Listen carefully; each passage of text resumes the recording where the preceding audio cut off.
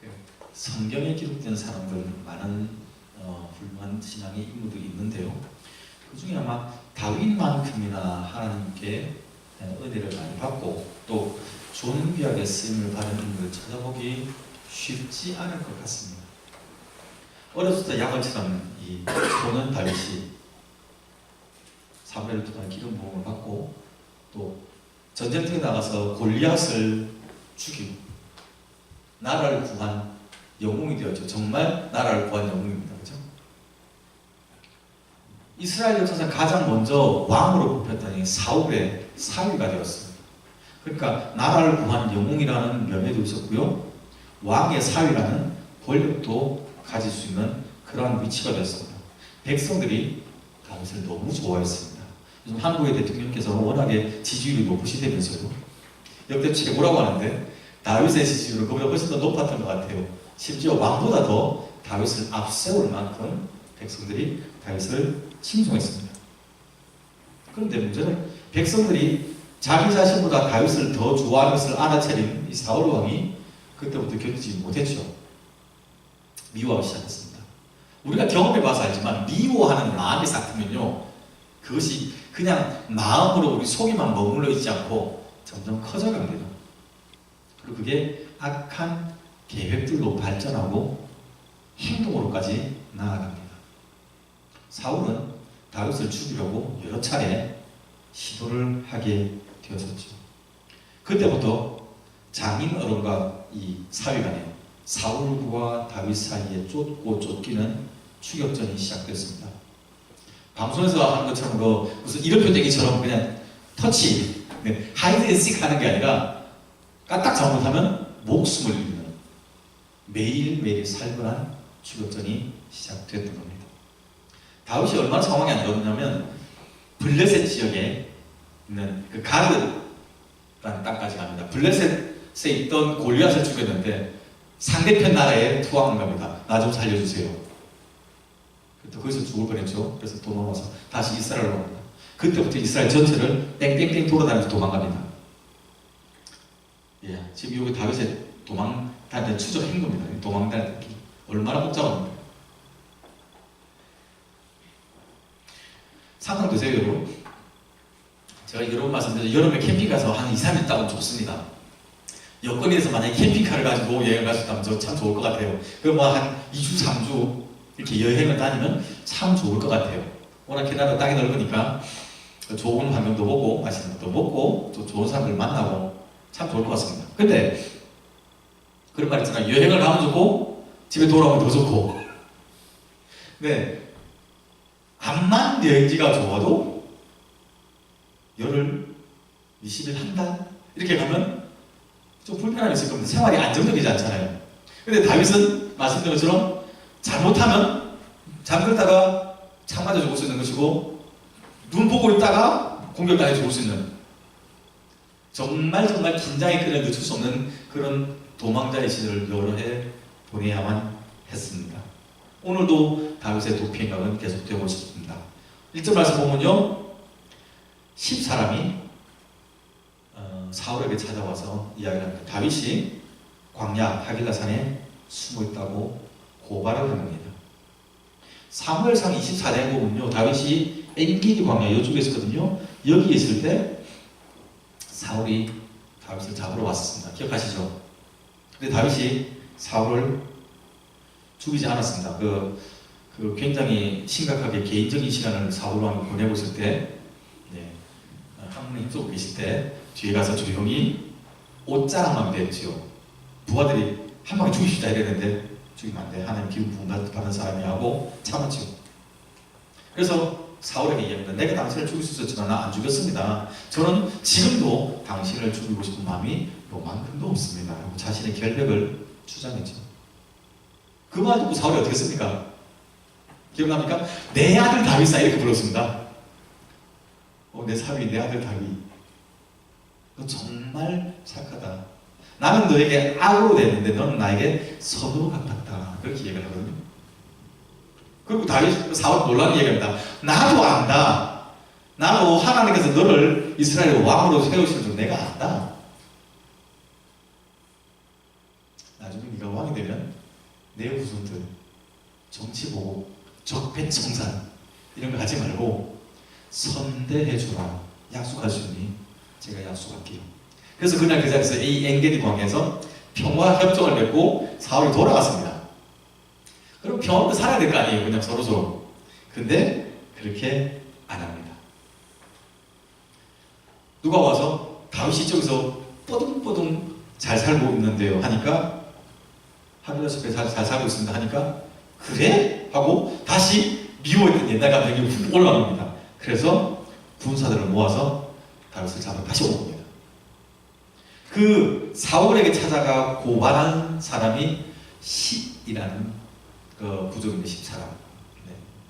근데 진짜 세상 믿고 살아오는 게, 왜 그런 말 있잖아요. 가까이서 찔러 깊이 들어간다. 배신은 항상 가까운 사람이 하는 거예요. 이 10사람은 유다 지파입니다. 다윗하고 같은 지파예요. 한 집안 사람이라는 얘기입니다. 근데 이 사람들이 지금 다윗을 배척합니다.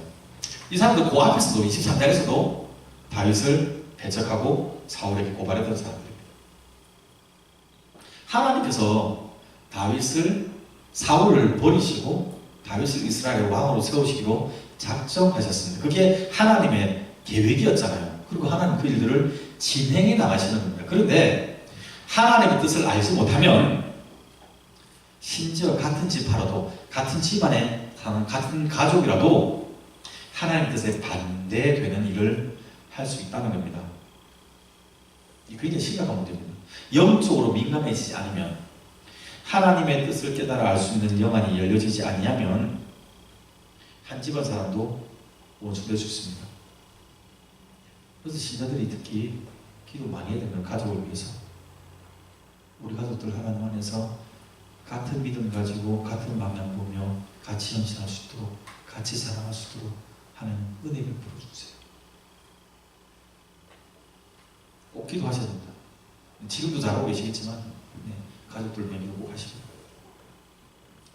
사울이 자기를 잡으러 다시 군사들 데려왔다는 얘기를 듣고 다윗이 깜짝 놀랐는데 믿을 수가 없었습니다. 그래서 스파이를 보냈어요. 정탐꾼을 보냈습니다. 확인해봐. 진짜 왔는데. 아이고 머리야. 그래서 다윗이 자기 최측근 부하들에게 이야기를 합니다. 나랑 같이 사울 한번 가보자, 만나보자. 그래서 아비새가, 요압의, 다윗의 군대 장관이죠. 군대 장관의 동생 이 아비새가 제가 모시겠습니다. 그래서 두 사람이 사울의 진영에 내려갔던 겁니다. 7절 보면요, 다윗과 아비새가 함께 그 밤에는 그 백성에게 나아가 본즉 사울이 진영 가운데 누워 자고 있고 창은 머리 곁 땅에 꽂혀 있었고 아브넬과 백성들은 그를 둘러 누웠는지라라고 성경은 보고를 하고 있습니다. 잠시 상황이 그런데요, 사울이 잠을 자고 있고 가운데서 그의 부하들이 그를 보호하여 보디가드처럼 둘러서서 같이 잠을 자고 있었다는 얘기입니다. 근데 12절 말씀 보면 우리가 읽은 것처럼 하나님께서 그들을 깊이 잠들게 하셨다는 겁니다. 엔게디 광야에서 1차로 사울을 죽일 만한 기회가 되었을 때 다윗이 하나님께서 세우신 사람을 내가 죽이는 것을 하나님이 원치 않는다, 그것이 하나님의 뜻이 아니다라고 말을 하면서 사울을 살려주었죠. 신앙의 인물 이 다윗은요, 원수가 하는 일을 내가 직접 안 하겠다, 하나님께 하나님 뜻에 맡기겠다 하고 하나님께 주재군을 컨트롤할 수 있는 그 권리를 돌려드렸습니다. 그리고 정말 삶 가운데서 악을 악으로 갚지 않냐고 악을 선으로 갚으려고 애를 써왔던 겁니다. 문제는요, 신앙의 인물은 그렇게 희생하고 참는데 상대방이 다윗의 입장으로 그 원수는 안 바뀐다는 겁니다. 이게 항상 우리를 어렵게 합니다. 상식선에서 보면 신앙까지도 안 가고 상식만 해도 봐도 내가 그 사람에게 좋게 대하면 상대방도 나이스하게 대하는 게 기본 매너 아닙니까? 그죠? 근데 우리가 살아가는 세상에는 매너 좋은 사람만 있는 게 아니고 매너가 이 바다 끝에 있는 사람, 보이지 않는 사람도 많다는 겁니다. 다시 다윗을 잡으러 왔고 다윗을 죽이려고 지금 이제 기회를 엿보고 있는 겁니다. 지금 이 상황은 24장에서와 마찬가지로 다윗 옆에서 또다시 다윗을 부추기는 사람이 있습니다. 왕이시여, 다윗이여, 하나님이 오늘 당신의 원수를 당신의 손에 넘기셨습니다. 그러므로 청함이 부탁합니다. 제가 당신을 못 찌르니까 내가 한 방에 찔러 죽일게요. 두 번 찌를 것보다 한 방이면 바로 난 죽을 수 있어요. 이것이 하나님께서 주신 절호의 기회입니다. 라고 아비새가 다윗에게 자신있게 이야기를 합니다. 이게 문제예요. 우리 삶 가운데 이런 일이 종종 생긴다는 얘기입니다. 우리가 기도하면서 하나님의 뜻을 깨달아 알고요, 그 뜻이 이루어지기를 기다리며 성실하게 살아갑니다. 신앙의 원리를 지켜가며 살아갑니다. 근데 문제는 우리가 직면하고 있는 문제가 빨리 해결이 안 되는 거예요. 어쩌면 상황이 점점점 더 나빠질 때도 있습니다. 하나님의 응답은 멀게만 느껴지고, 우리가 매 순간 직면하는 상황들은 조금만 양보하면, 신앙의 원리를 잠시만 요만큼만 용납해주고 나가서 우리가 타협하면 문제가 해결될 것 같아 보이는 상황들이 너무 많다는 사실입니다.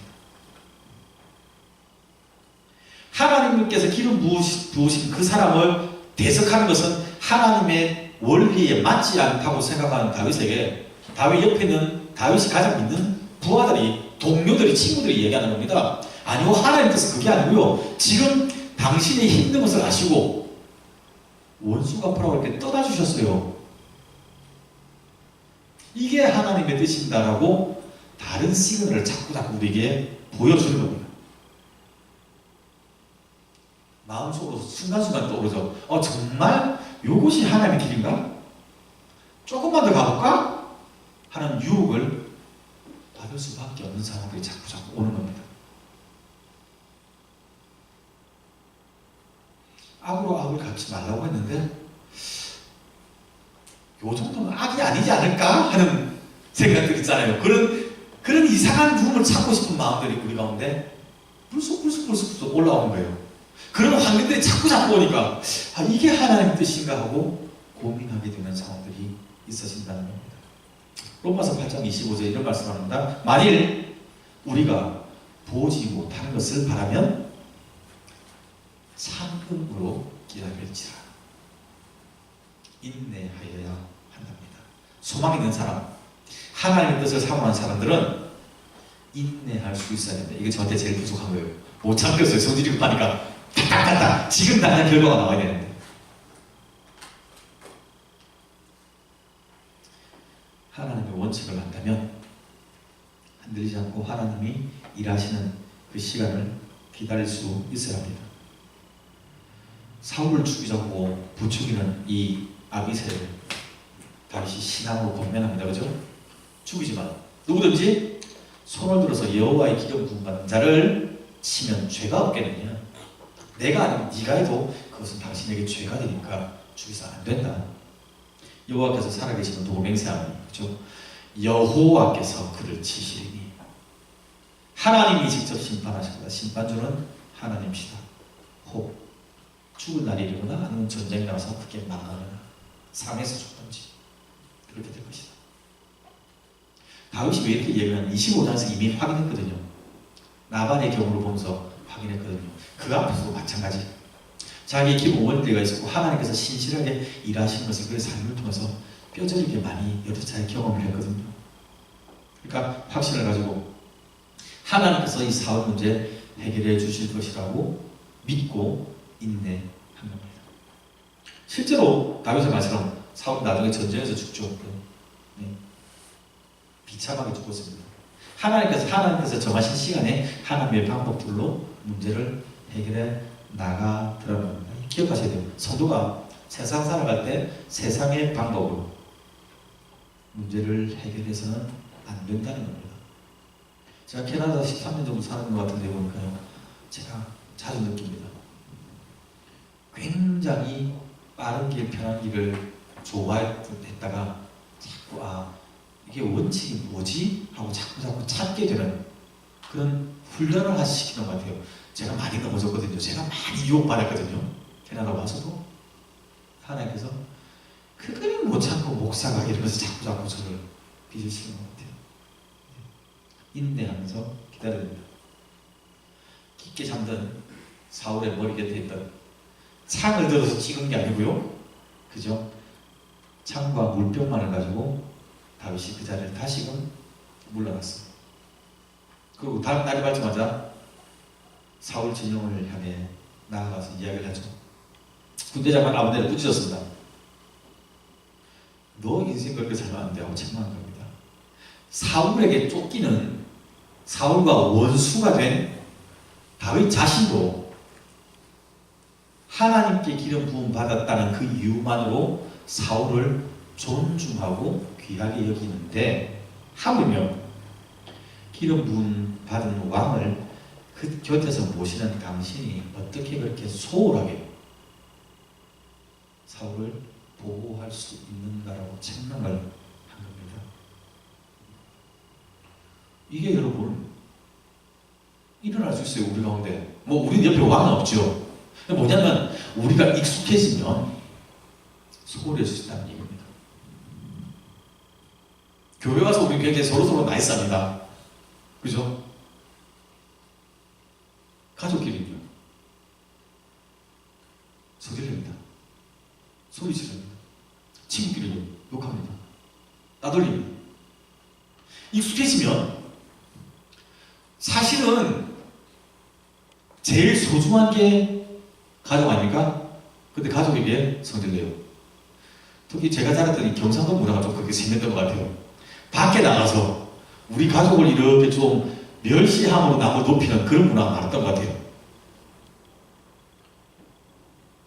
가장 소중한 사람들에게, 가족에게, 친구에게 우리가 잘못할 때 있습니다. 익숙해지면 돌아보셔야 돼요. 이건 도덕적으로 그러는 얘기나 제일 중요한 건 뭐냐면 하나님과 우리 관계를 어떤지 점검하시는 얘기입니다. 하나님은 우리 아버지 되셨고 우리 삶을 주장하시고 보호하시는데 예배자로서는 우리가 이 시간에 매일매일 살아가면서 하나님과 동행하는 그 시간들에 우리가 하나님을 얼마나 인식하며 소중하게 여기고 살아가는지 점검해 보셔야 합니다.